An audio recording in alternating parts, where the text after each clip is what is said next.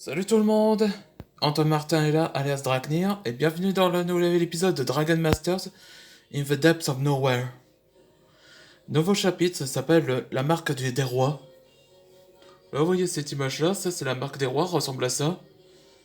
Je vais lire, ce sont les marques des rois, sont les symboles qui utilisent la magie ancienne.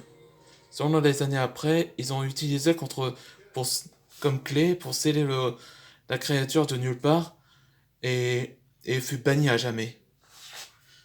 Ouais, c'était ça la marque. Dans l'épisode précédent, où que.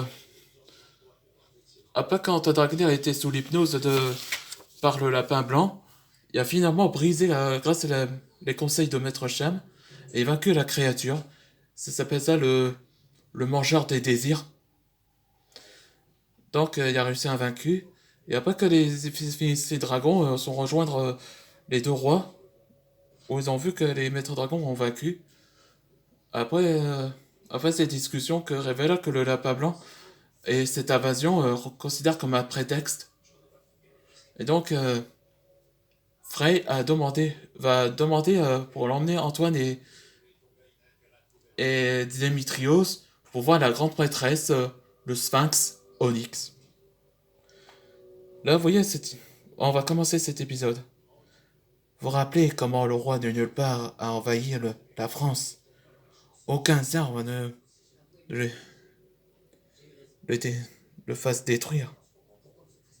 Aucun arme. Mais seuls les rois ont la magie ancienne. Ils scellent la créature qui ne remonte pas à la surface. Ouais, c'était ça, la magie ancienne. Et fut scellée. Et les marques de fut cessé exister pendant des siècles, mais on le verra jamais. La marque des rois, il a cessé d'exister depuis de notre époque. On va faire quoi maintenant? Pour retrouver la marque des rois, faut aller dans la chambre de l'éveil pour les réapparaître.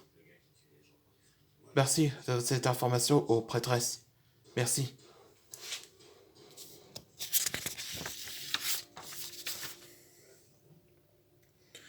Merci d'avoir sauvé Verso Athènes, Antoine, et tes équipes aussi.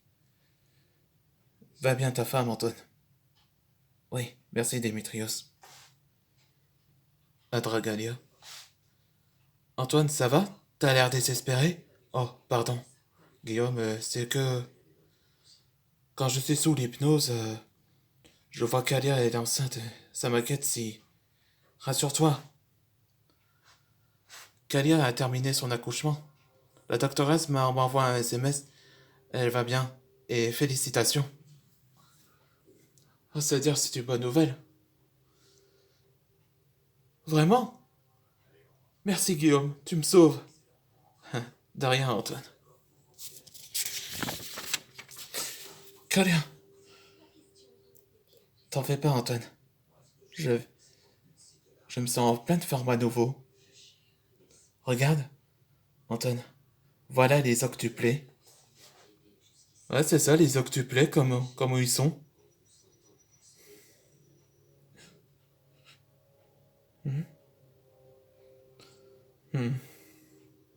Allons, Antoine. Ils sont heureux de te revoir. Et moi aussi. Oui, je sais. Je suis content que tu vas bien. J'ai Dragonfang. Je suis désolé d'être en colère, Ryu. Je te promets que je trouve un moyen. Je te promets. Oui? Jet, ça va? Oh, c'est toi, Arthur. Je voulais m'excuser de mon comportement. C'est que mon petit lézard, enfin, mon petit frère, il a été maudit depuis 6 ans. Je ne savais pas, enfin, nous savons pas, que tu peux nous dire ce qui arrive. Oui, 2 heures après cette discussion. Voilà, tu sais tout. T'as essayé de ce magie chinoise, non?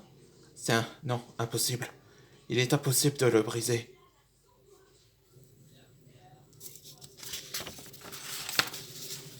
Comme moi, j'ai jamais connu mon père.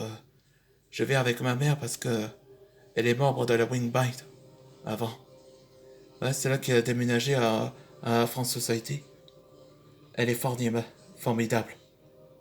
C'est avec plaisir que de parler avec toi.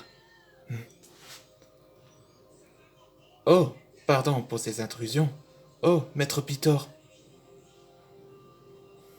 on vous a demandé de ici parce que vous avez une mission.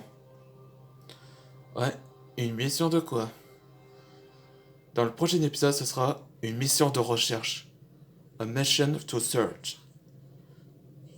Oh, on s'est ravi que Antoine Dragnir et sa femme vont bien. Maintenant, vous savez à quoi ressemblent les débuts des octuplés